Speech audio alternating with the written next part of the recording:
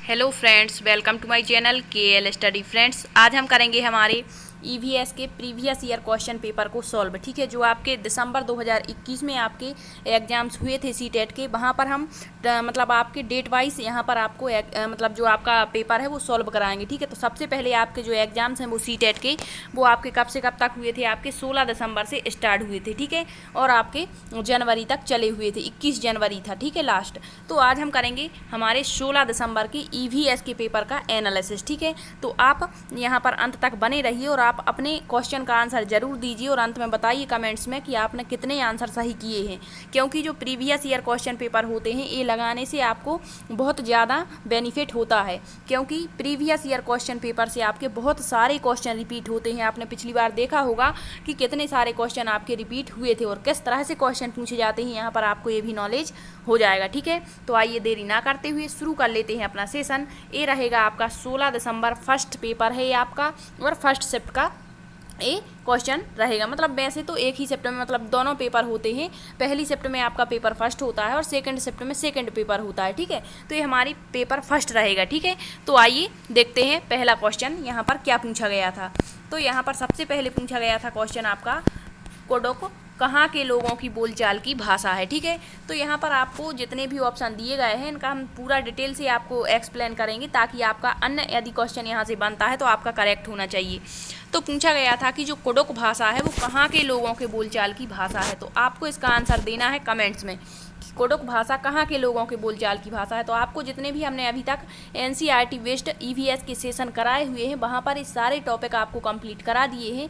जिसने भी वो क्वेश्चन नहीं देखे हैं आप एक बार जा करके ज़रूर देखें। ठीक है, तो दिया है कोडोक कहाँ के लोगों के बोलचाल की भाषा है, तो जो कोडोक भाषा है वो झारखंड के लोगों के बोलचाल की भाषा है। इसका करेक्ट आंसर आपका क्या रहेगा? ऑप्शन फर्स्ट मतलब ऑप्शन 4 रहेगा। ठीक है, कोडोक कहाँ के लोगों की भाषा है? आपकी झारखंड की। अब आपको बताया था सूर्यमणि के बारे में। ठीक है, सूर्यमणि जो झारखंड की एक आदिवासी महिला है, जिसने पहली लड़की थी वहाँ की जिसने BA किया हुआ था, और वहाँ के जो लोग होते हैं वो साझा बैंक का उपयोग करते हैं, और जो झारखंड है, झारखंड के लोग जो हैं वो कोडोक भाषा बोलते हैं। कौन सी? कोडोक भाषा। और जो सूर्यमणि है वो जंगल की साहसी बेटी, जिसे हम गर्ल स्टार के नाम से जानते हैं। और जो कोडोक भाषा है, कोडोक भाषा में झारखंड को, मतलब झारखंड में कोडोक भाषा में जंगल को क्या कहते हैं? एक क्वेश्चन ये बनता है कि झारखंड में कोडोक भाषा में जंगल को क्या कहते हैं? तो तोरांग कहते हैं। ये याद रखना, क्या कहते हैं? तोरांग। ठीक है, अब आपसे नेक्स्ट क्वेश्चन पूछा जा सकता है कि सूर्यमणि कहाँ की निवासी है या रहने वाली हैं? तो झारखंड की हैं, आदिवासी महिला है, और वहाँ के लोग कौन सी भाषा बोलते हैं? कोडोक भाषा बोलते हैं। और कोडोक भाषा में जंगल को वहाँ पर क्या कहते हैं? तोरांग कहते हैं। ठीक है, नेक्स्ट क्वेश्चन देखते हैं क्या दिया गया है। क्वेश्चन आया हुआ था आपका दिशा और दूरी से एक क्वेश्चन आपका हर बार आता है, एक रेलगाड़ी से क्वेश्चन आता है, तो आपको यहाँ पर पकड़ बनानी है कि आप इसे किस तरह से सॉल्व करेंगे। ठीक है, यहाँ पर क्वेश्चन पूछा गया था आपका, दिया गया है क्वेश्चन, आपका घर X पर स्थित है। आपका घर X पर स्थित है, तो मान के चलिए हमारा सबसे पहले तो आपको दिशा पता होना चाहिए कि कौन सी दिशा कहाँ पर है। इस तरह से हम एक मैप ड्रॉ करेंगे और यहाँ पर होती है आपकी उत्तर दिशा, नीचे होती है दक्षिण दिशा, इस तरफ होती है आपकी पूर्व, और यहाँ पर होती है पश्चिम दिशा। ठीक है, अब यहाँ पर कहा है कि आपका घर X पर स्थित है, तो मान के चलिए ये हमारा घर हो गया X पर। ठीक है, और विद्यालय कहाँ पर है? Y पर, तो मान के चलें ये Y हो गया। यद्यपि आपका विद्यालय ठीक सामने है, मतलब सामने ही पड़ रहा है, परंतु बीच में क्या है? एक व्यस्त राजमार्ग होने के कारण आप सीधे ऐसे स्कूल नहीं जा सकते, तो इसके लिए आपको घूम कर जाना पड़ेगा। तो किस तरह से घूमें? यहाँ पर देखिए दिया है, आप पहले ठीक उत्तर में 100 मीटर जाते हैं, मतलब 100 मीटर दूर जाते हैं। तो एक बार देखेंगे हम, सबसे पहले हम उत्तर में गए कितना? 100 मीटर। ठीक है, फिर ठीक पश्चिम में 75 मीटर जाते हैं। कितनी? पश्चिम में, इस तरफ आपका पश्चिम रहेगा। ठीक है, ये उत्तर था हमारा, ये पश्चिम था, ये हमारा दक्षिण था और ये पूर्व था। तो पश्चिम में कितना जाते हैं? 75 मीटर। तो ये 100 है तो ये थोड़ी सी कम रहेगी 100 से। ठीक है, तो ये 75 मीटर हम कहाँ पर गए? हमारे यहाँ पर दिया है पश्चिम में। ठीक है, फिर दिया है लंबा सुरंग पथ पार करते हैं। अंत में आप 100 मीटर कहाँ जाते हैं? दक्षिण में। तो दक्षिण हमारा नीचे पड़ता है, तो 100 मीटर, जब ये 100 है तो ये भी कितनी हो जाएगी? आपकी 100 मीटर, और ये हो गया दक्षिण। अब आपको पता है कि दक्षिण वाई पर आपका विद्यालय, तो यहाँ पर हमारा विद्यालय था, वाई हमें पता है, और यहाँ पर एक्स हमारा घर था।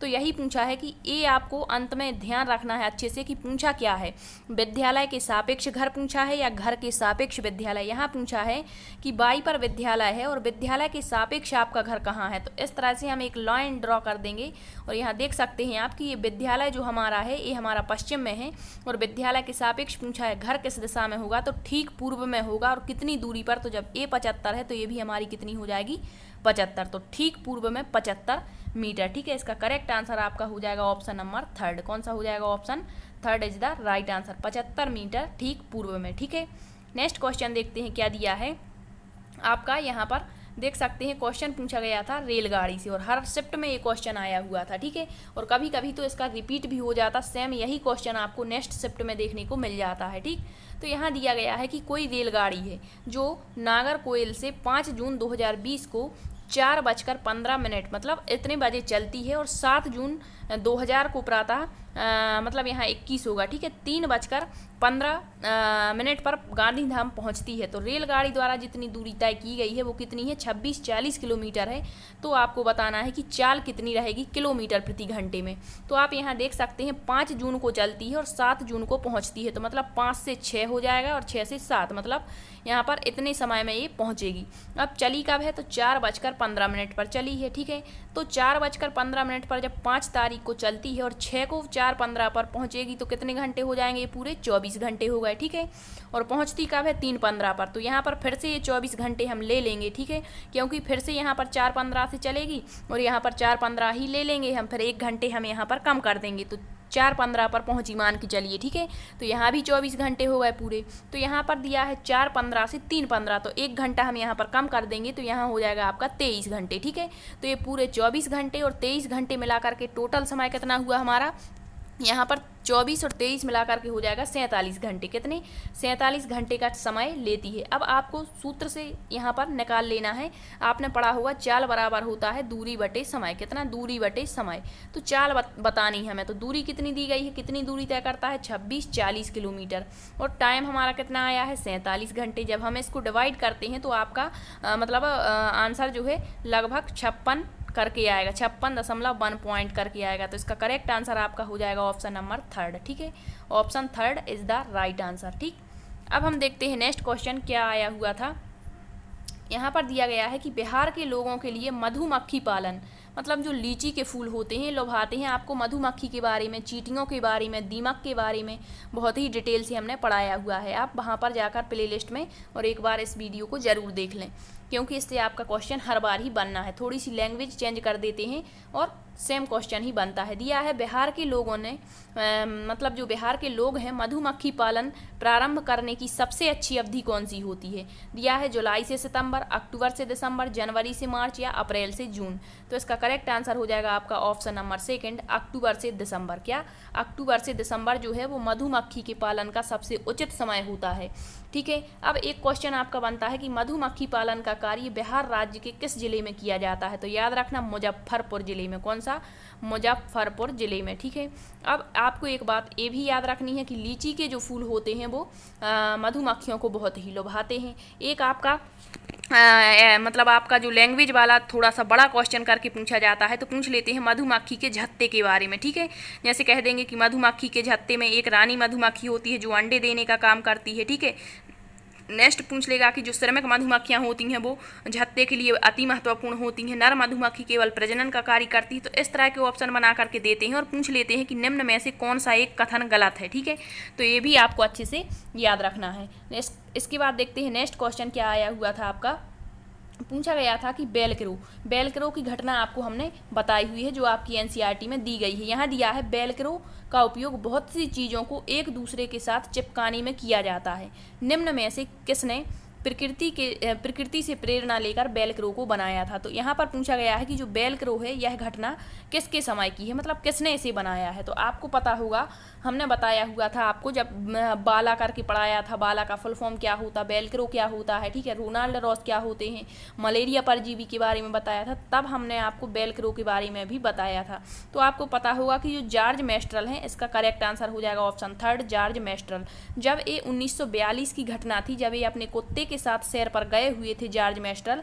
तो सैर से जब लौट रहे थे तो इन्होंने देखा कि इनके कपड़ों पर कुछ बीज अटक गए थे, ठीक है। और जब ये बीज अटक गए तो इनके दिमाग में एक आइडिया आया हुआ था कि ये किस तरह से हमारे कपड़ों में चिपक गए हैं, ठीक है। तो इसी से इन्होंने मतलब जो आपका वेलक्रो होता है उसका निर्माण इन्होंने किया। और जो वेलक्रो होता है आपने देखा होगा, चप्पल होते हैं, बेल्ट होते हैं, यहाँ पर जब हम लगाते हैं तो चर चर की आवाज़, मतलब एक दूसरे से चिपक जाते हैं, ठीक है, यही वेलक्रो है। तो एक किसने बनाया हुआ था? प्रकृति की प्रेरणा लेकर जॉर्ज मेस्ट्रल ने। तो ये याद रखना, ठीक है। यदि पूछता है आपसे रोनाल्ड रॉस के बारे में, तो मलेरिया परजीवी की खोज के लिए इनको नोबेल पुरस्कार दिया गया था। ग्रेगर जॉन मेंडल जो है, इन्होंने आनुवंशिकी का इनको जनक कहा जाता है, ठीक है। पादरी थे, मटर पर इन्होंने प्रयोग किया हुआ था। तो ये सारी चीज़ें आपको याद रखनी है। नेक्स्ट क्वेश्चन देखते हैं क्या आया हुआ था आपका। निम्नलिखित में से कौन सा संघ शासित प्रदेश है? तो इससे भी आपका मैप से क्वेश्चन बनता है, पूछ लेगा वर्तमान में कितने राज्य हैं, वर्तमान में कितने आपके यूनियन टेरिटरीज हैं, निम्न में से कौन सा एक केंद्र शासित प्रदेश है या फिर कौन सा राज्य है, जम्मू कश्मीर या लद्दाख को कब केंद्र शासित प्रदेश बनाया गया। इस तरह से आपके मैप वाले क्वेश्चन बनते हैं। अन्य क्वेश्चन क्या पूछा जाता है आपके मैप से कि बंगाल की खाड़ी से लगे हुए राज्य कौन कौन से हैं, अरब सागर से कौन कौन से राज्य लगते हैं, आपकी तटीय सीमा वाले राज्य कौन कौन से हैं, कर्क रेखा कितने राज्यों से होकर गुजरती है। तो ये क्वेश्चन यहाँ पर आपके बनते हैं। तो ये सारे मैप वाले क्वेश्चन आपको कराए हुए हैं, आप एक बार जा करके जरूर देखें। पूछा है क्वेश्चन, निम्न में से कौन सा एक संघ शासित अर्थात केंद्र शासित प्रदेश है, ये बताना है। तो आपका अरुणाचल प्रदेश तो एक राज्य है, मणिपुर भी आपका राज्य है, मेघालय भी आपका राज्य है। यहाँ दिया है जम्मू कश्मीर। अब जिसने भी अभी मतलब प्रेजेंट में नहीं पढ़ा कि जम्मू कश्मीर को क्या बना दिया गया है, पहले ये राज्य हुआ करता था, 2019 से इसको 370 धारा को तोड़ करके क्या बनाया हुआ है, इसको बनाया हुआ है यूनियन टेरिटरी, ठीक है। तो इसका करेक्ट आंसर आपका ऑप्शन 4 हो जाएगा। जो आपका जम्मू कश्मीर है वह एक केंद्र शासित प्रदेश है, ठीक। नेक्स्ट क्वेश्चन है आपका, पूछा गया था हमारे देश के नीचे दिए गए राज्यों में से किसमें एल्यूमिनियम की खान है। तो ये क्वेश्चन कुछ बन जाती हैं फैक्ट वाले आपके, तो ये भी आपको एक बार पढ़ के जाना है। निम्न में से किस राज्य में एल्यूमिनियम की खान है? तो आपको पता होगा कि उड़ीसा राज्य में एल्यूमिनियम की खान है, ठीक है। नेक्स्ट क्वेश्चन देखते हैं क्या दिया है। ये हमने पिछली बार जब आपका ये क्वेश्चन पूछा गया था तो एक वीडियो डाला था, वहाँ पर बताया था कि तांबा सबसे ज़्यादा कहाँ मिलता है, एल्यूमिनियम कहाँ पर मिलता है, सारी चीज़ें आपको बताई हुई थी। अभ्रक कहाँ पर मिलता है, जो आपके इम्पोर्टेंट थे, ठीक है। नेक्स्ट क्वेश्चन है आपका ब्रेल लिपि, जो कि आपके लुइस ब्रेल ने बनाई हुई थी। इससे क्वेश्चन आपका कितनी बार रिपीट हुआ था, तो आगे भी पूछ सकते हैं, ठीक है। तो ब्रेल लिपि में पूछा हुआ है कि मोटे कागज पर उभरे हुए बिंदु बने होते हैं, बिंदुओं की संख्या कितनी होती है। तो इसका करेक्ट आंसर हो जाएगा आपका ऑप्शन नंबर सेकंड, 6 बिंदु इस पर होते हैं, ठीक है। राइट आंसर आपका ऑप्शन सेकंड हो जाएगा। नेक्स्ट क्वेश्चन है, आपको प्रीवियस ईयर क्वेश्चन लगाने से बहुत ही बेनिफिट होने वाला है, इसलिए आप सारे के सारे प्रीवियस ईयर क्वेश्चन पेपर जरूर लगाएं, ठीक है। जब आप एग्जाम दे रहे होंगे तब आपको यहाँ पर पता चलेगा कि हाँ हमने कुछ पढ़ाई की है, ठीक। नेक्स्ट देखते हैं, क्वेश्चन पूछा गया था कि प्याज की फसल उगाने के लिए कई तरह के कार्य करने होते हैं। अब ये तो आपका सिंपली क्वेश्चन है, आप यहाँ पर अपनी प्रकृति में देखते हैं कि किस तरह से प्याज को उगाते हैं, ठीक है। तो ये तो आपका सही होगा, ठीक है। नीचे दिए गए चरणों पर विचार कीजिए और विकल्प, मतलब आपको चरणों का क्रम बताना है कि किस तरह से हम प्याज को उगा सकते हैं, ठीक है। तो सबसे पहले इसका करेक्ट आंसर आपको बताना है। तो देख लेते हैं, सबसे पहले हम मृदा को खोदकर नरम बनाते हैं, ए होगा हमारा। फिर इसके बाद हम क्या करते हैं, बीज बोते हैं, मतलब इसके बाद सी हो जाएगा। सबसे पहले मृदा को खोदा और नरम बनाया, इसके बाद क्या किया, बीज को बोया। फिर इसके बाद क्या करते हैं, बीज बोने के साथ जब बीज बो देते हैं तो बीज जब उगते हैं तो उसके साथ खरपतवार भी उगा आती है, तो खरपतवार को हटाना होता है। तो ए सी के बाद में क्या हो जाएगा, आपका डी हो जाएगा। फिर इसके बाद प्याज को उखाड़ कर निकाला जाता है, मतलब जब प्याज पड़ जाती है आपकी तो वहाँ पर क्या हो जाता है, उसको उखाड़ कर निकालते हैं, तो इसके बाद ई हो जाएगा। और अंत में क्या करते हैं, जब प्याज को ज़मीन से निकालते हैं इसके बाद उस पर जो सूखी पत्तियाँ होती हैं उसको काट देते हैं, तो बी हो जाएगा। अब इस तरह का ऑप्शन कहाँ पर दिया गया है, ए सी डी ई और बी, ए सी डी ई और बी आपका ऑप्शन फर्स्ट में ही दिया गया है, तो इसका करेक्ट आंसर आपका ऑप्शन फर्स्ट हो जाएगा, ठीक है। नेक्स्ट देख लेते हैं, क्वेश्चन पूछा गया था आपका, हमारे देश में एक स्थान जिसे ठंडा रेगिस्तान कहते हैं, यह क्षेत्र ऊंचा, सूखा और समतल है, यह क्षेत्र कहाँ पर स्थित है। तो आपको लद्दाख के बारे में हमने बहुत डिटेल से पढ़ाया हुआ है कि लद्दाख में किस तरह के लोग रहते हैं, चांगपा जनजाति कहाँ पर पाई जाती है, आपकी भेड़ बकरियाँ पालन का कार्य कहाँ पर होता है, और आपका जो समतल मतलब सूखा क्षेत्र होता है कहाँ पर है, ठीक है, ऊबड़ खाबड़ रास्ते होते हैं, यहाँ पर बर्फ़ जमा होता, किस तरह के यहाँ पर मकान पाए जाते, सारी चीज़ें आपको लद्दाख के बारे में हमने अलग से आपको बताया हुआ था। तो एक बार उसे ज़रूर देखें वीडियो को, ताकि आपका कोई भी क्वेश्चन गलत ना हो। तो इसका करेक्ट आंसर ठंडा रेगिस्तान आपके लेह लद्दाख को ही कहा जाता है। करेक्ट आंसर आपका ऑप्शन 4 हो जाएगा, ठीक है। नेक्स्ट क्वेश्चन देख लेते हैं। क्वेश्चन पूछा गया था, नीचे दिए गए फलों सब्जियों में से उसे चुनिए जिनके भीतर बीज होते हैं। तो आपको बताना है, यहाँ पर ऑप्शन इस तरह से दिए हैं कि किसके भीतर बीज होते। तो आप यहाँ पर देख सकते हैं कि बीज किस में नहीं होते। तो आलू में तो आपके बीज नहीं होते, प्याज में भी आपके बीज नहीं होते। तो आप जिस भी ऑप्शन में आपका आलू और प्याज होगा वो गलत हो जाएगा, ठीक है। तो यहाँ देख सकते हैं प्याज दिया है, ये नहीं हो सकता। यहाँ आलू दिया है, ये भी नहीं हो सकता। फिर इसके बाद यहाँ पर देख लेते हैं, यहाँ फिर से आलू मिल गया, ये भी नहीं हो सकता। मतलब ये 3 ऑप्शन आपके कट जाते हैं। करेक्ट आंसर हो जाएगा आपका ऑप्शन नंबर 3, करेला, खीरा, चीकू, भिंडी, नाशपाती और टमाटर में आपके बीज होते हैं, ठीक है। तो इस तरह से भी आपके क्वेश्चन पूछे जाते हैं। अगला क्वेश्चन पूछ सकते हैं, निम्न में से कौन कौन सी पत्तियाँ होती हैं, कौन कौन से मसाले होते हैं, ठीक है। तो ये सारी चीज़ें आपको याद रखनी है। नेक्स्ट क्वेश्चन है आपका, क्वेश्चन दिया है, नीचे दिया गया कौन सा जंतु भालू जैसा दिखता है परंतु भालू नहीं है। स्लॉथ से आपके कई क्वेश्चन पूछे गए थे, ठीक है।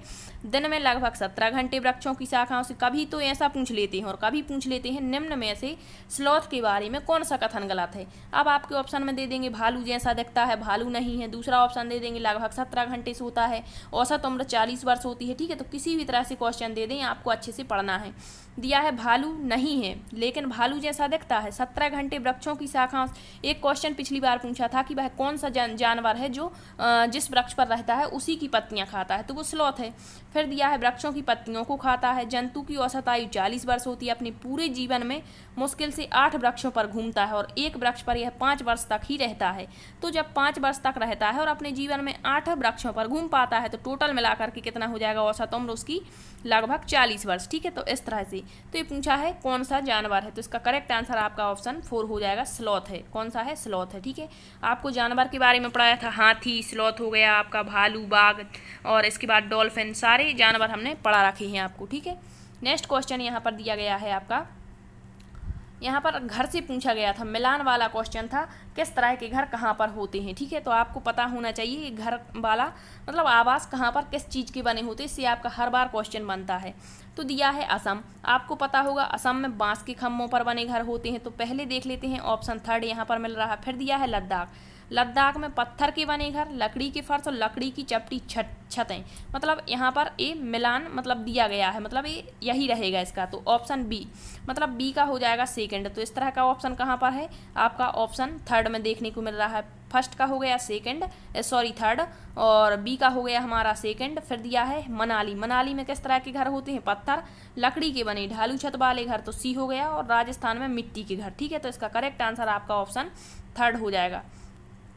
नेक्स्ट क्वेश्चन देखते हैं। नेक्स्ट क्वेश्चन पूछा गया था आपका, हमारी पृथ्वी ग्लोब की भांति गोल है, वास्तव में पृथ्वी पर ऊपर और नीचे कुछ नहीं होता, यह बस सापेक्ष है।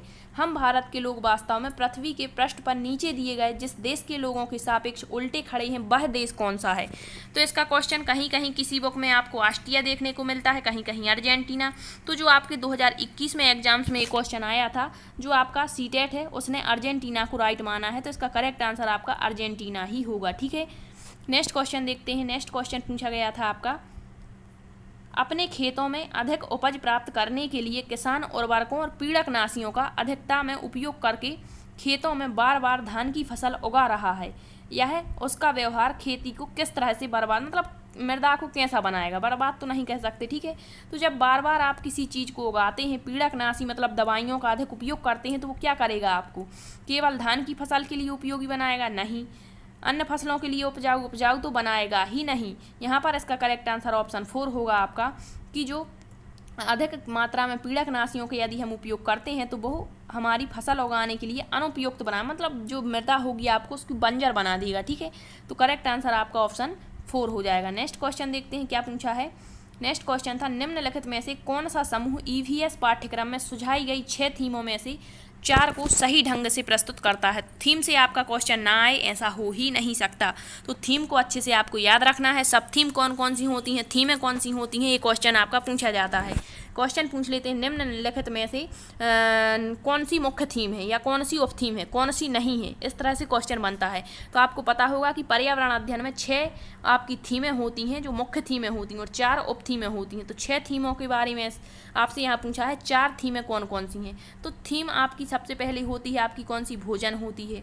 भोजन के बाद आपकी पानी होती है, ठीक है, जल जिसे कहते हैं। इसके बाद आपका क्या होता है, भोजन, पानी, आवास होता है। आवास के बाद आपका क्या होता है, मतलब 6 थीमें होती हैं, भोजन, पानी, आवास, यात्रा। यात्रा के बाद आपका क्या होता है, हम जो सोचते और करते हैं, इस तरह से। तो यहाँ पर आपको बतानी कौन सी 6 थीमें हैं और 4 उप थीमें। तो यहाँ पौधे, पौधे आपकी सब थीम होती है, तो ये नहीं होगा। परिवार एवं मित्र, भोजन, पानी और यात्रा, तो ये आपकी थीमें होती हैं। 4 यहाँ पर दी गई हैं और 2 और होती हैं, ठीक है, जो हम सोचते और करते हैं, इस तरह से। फिर एक आश्रय होती है, ठीक है, आवास हो जाएगी, आवास और हम जो सोचते और करते हैं। तो ये हमारी 6 थीम होती हैं। तो ये 4 थीमें तो यहाँ पर मिल गई। अब नेक्स्ट क्वेश्चन ऑप्शन देख लेते हैं, चीज़ें हम जो बनाते करते हैं, तो थीम है, भोजन भी थीम है हमारी, आवास, यहाँ फिर से पौधे आ गया और जो हमारी थीम नहीं है, सब थीम होती है। काम और खेल, भोजन, पदार्थ और यात्रा। तो यहाँ पर आप देख पा रहे हैं काम और खेल, ये हमारी थीम नहीं होती, ठीक है, तो ये भी गलत हो जाएगा। तो बताना था कौन सी थीमें हैं। तो आपकी 6 थीमें होती, परिवार एवं मित्र, भोजन, पानी, यात्रा, फिर होती है आपकी आवास और एक होती है हम जो सोचते और करते हैं, ठीक है। तो ये 6 थीमें हैं। तो 4 के बारे में पूछा था, तो करेक्ट आंसर आपका ऑप्शन सेकेंड हो जाएगा। नेक्स्ट है आपका क्वेश्चन, दिया गया है कि शिक्षार्थी के पोर्टफोलियो बनाने के लिए अच्छे तरीके क्या हैं, मतलब कौन से तरीके हैं जो अच्छे हैं, मतलब पोर्टफोलियो बनाने के लिए।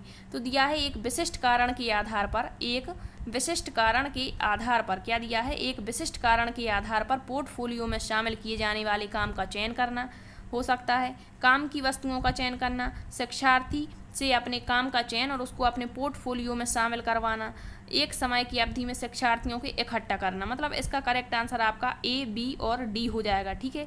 Option third is the right answer. यहाँ पर वस्तुओं का चयन करना, काम की वस्तुओं का, शिक्षार्थी के काम की सभी वस्तुओं, मतलब जो काम की है, क्या सभी वस्तुएं, क्या घर की वस्तुओं को भी इसमें शामिल कर सकते हैं, नहीं, तो सभी नहीं कह सकते इसमें, ठीक है।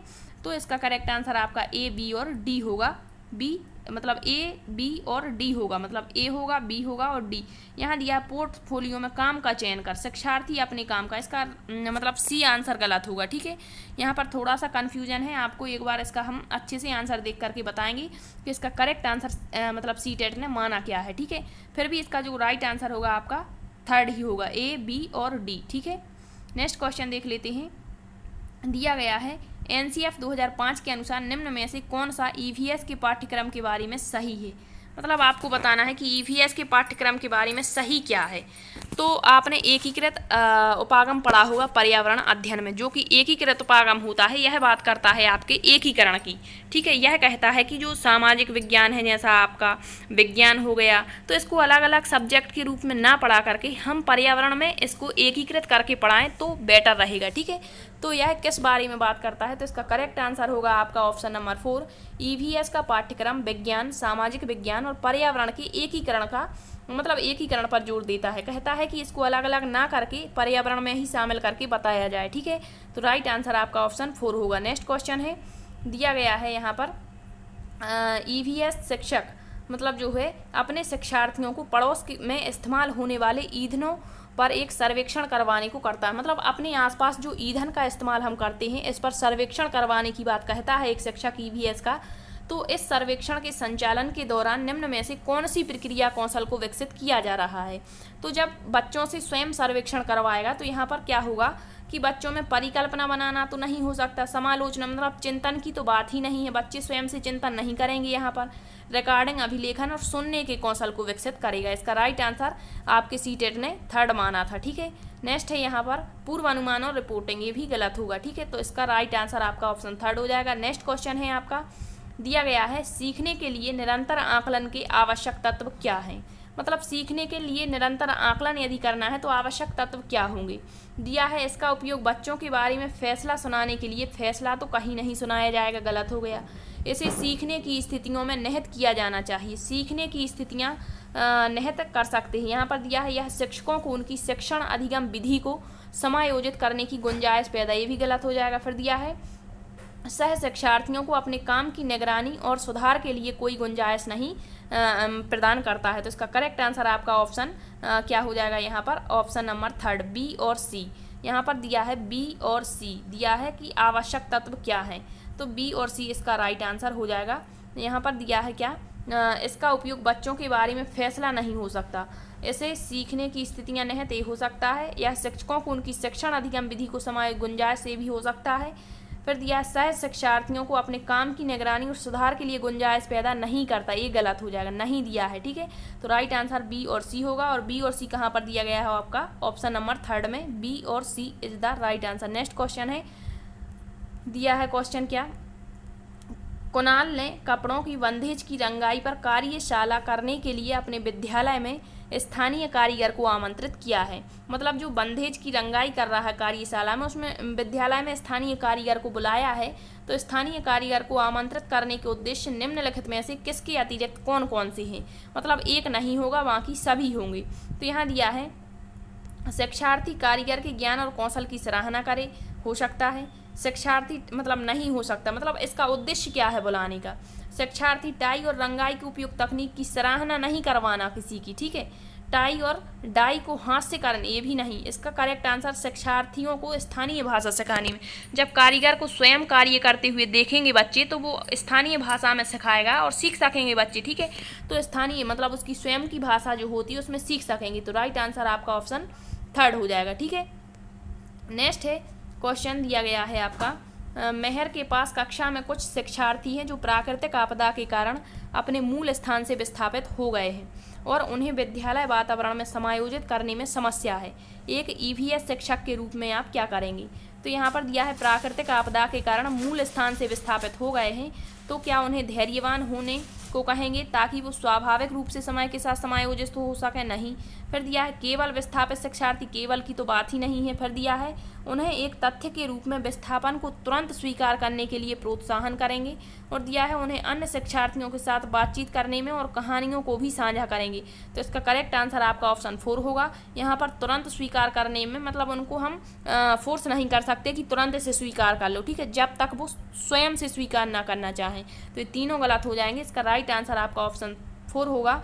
शिक्षार्थियों से बातचीत करने में उनकी मदद करेंगे और कहानियों को भी साझा करेंगे कि ऐसा यहाँ भी हुआ था, इस तरह से लोगों ने अपने आप को एडजस्ट किया था। ठीक है, तो इस तरह से उनको सराहना देंगे। ठीक है, नेक्स्ट देख लेते हैं। क्वेश्चन पूछा गया था आपका, समुदाय संसाधन के रूप में उपयोग करने का औचित्य क्या है।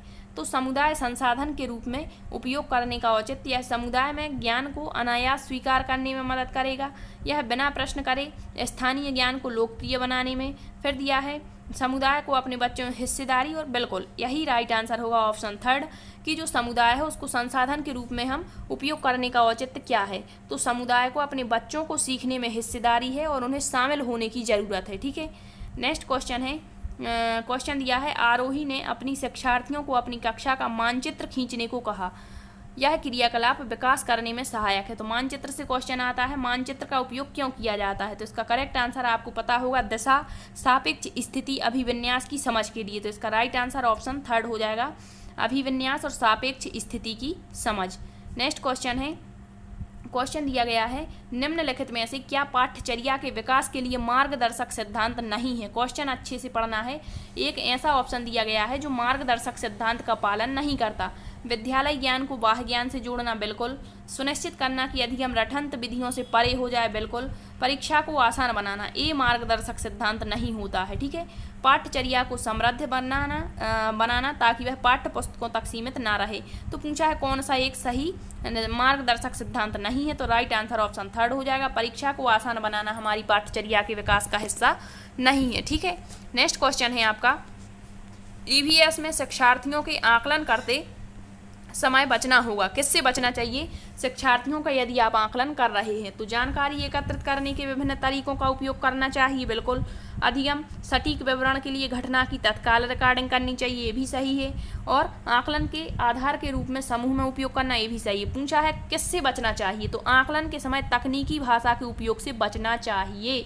तो करेक्ट आंसर आपका ऑप्शन 4 रहेगा। नेक्स्ट क्वेश्चन है आपका, दिया गया है रोनाल्ड रॉस के बारे में पूछा गया है। रोनाल्ड रॉस के बारे में कक्षा 5 में कहानी है, और यहाँ पर क्या कहानी है ये देखते हैं कि इनको 1902 में चिकित्सा के लिए नोबेल पुरस्कार मिला था। बिल्कुल, जब उसने सिकंदराबाद के अस्पताल में काम करते हुए यहाँ पर मच्छर मल तो क्वेश्चन ये भी बन सकता है कि जो रोनाल्ड रॉस हैं इन्होंने मलेरिया परजीवी की खोज की थी कहाँ पर, तो सिकंदराबाद में की थी।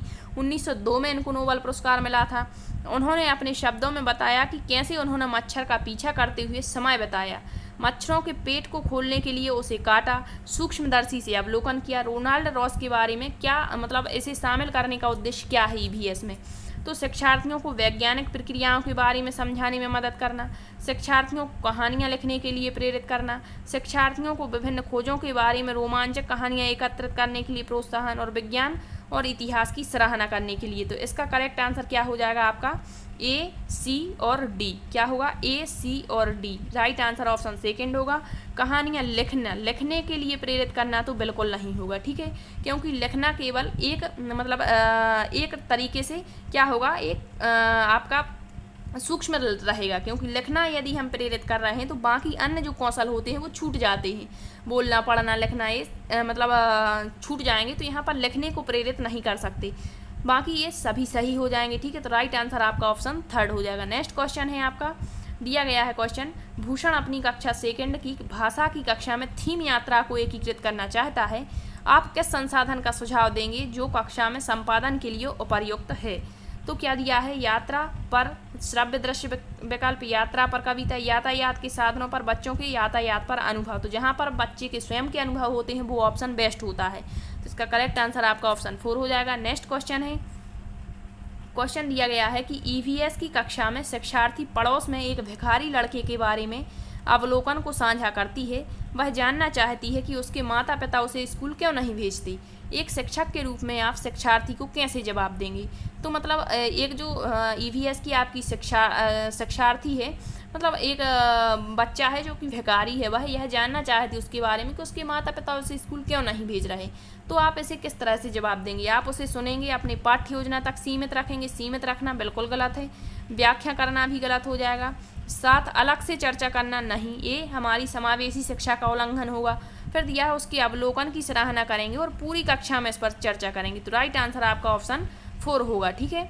नेक्स्ट क्वेश्चन है आपका, और आज का लास्ट क्वेश्चन रहेगा आपका, दिया है क्वेश्चन क्या, खेल और पहेलियाँ ईवीएस शिक्षण और अधिगम के महत्वपूर्ण हिस्सा है, क्यों, क्योंकि कक्षा में एक रास्ता से विराम प्रदान करते हैं, नहीं।